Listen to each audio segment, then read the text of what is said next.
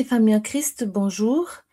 Nous sommes le 16 décembre et notre méditation d'aujourd'hui a pour titre Dieu s'intéresse à son peuple. Il s'agit d'un manuscrit écrit le 16 décembre 1897 et qui avait donc pour titre à l'origine Dieu prend soin de ses ouvriers. Notre verset se trouve dans le psaume 94. Psaume 94, le verset 14. Car l'Éternel ne délaisse pas son peuple, il n'abandonne pas son héritage. L'Éternel Dieu des cieux est en communication avec les habitants déchus de ce monde. Il se préoccupe de notre planète et de ses multiples soucis. La parole de Dieu le représente penché sur la terre et ses habitants trompés, tourmentés et induits en erreur par les puissances sataniques. Dieu écoute chaque parole prononcée.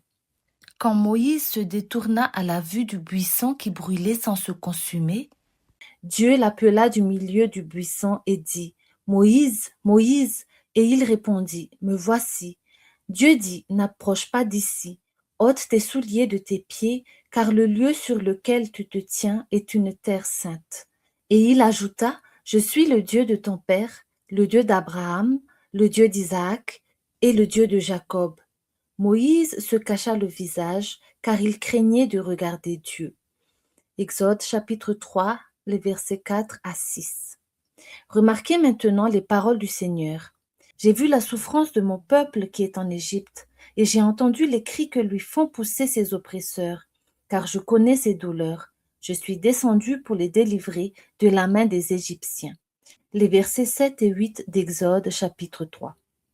Le Seigneur n'est pas indifférent envers son peuple. Il punira et condamnera quiconque l'opprime. Il entend chaque gémissement. Il écoute chaque prière. Il observe les mouvements de tous. Il approuve ou condamne chaque action.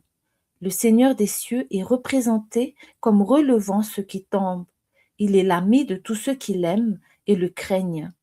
Il punira quiconque ose les conduire hors des sentiers sûrs, les plongeant dans la détresse, alors qu'ils s'efforcent consciencieusement de suivre la voie du Seigneur et d'atteindre la demeure des justes.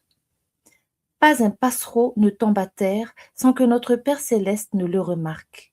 Que les hommes soient donc attentifs à ne pas peiner ou attrister ces tout-petits qui appartiennent à Dieu. Si un petit moineau qui n'a pas d'âme ne peut tomber à terre sans que notre Père céleste le remarque, il est certain que Dieu attache un grand prix aux âmes pour lesquelles le Christ est mort.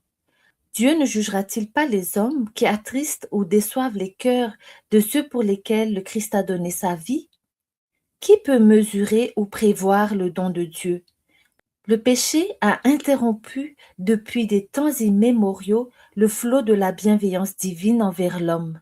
Mais la miséricorde et le grand amour racheté pour la race déchue n'ont pas cessé de s'accumuler. Ils sont toujours destinés à la terre.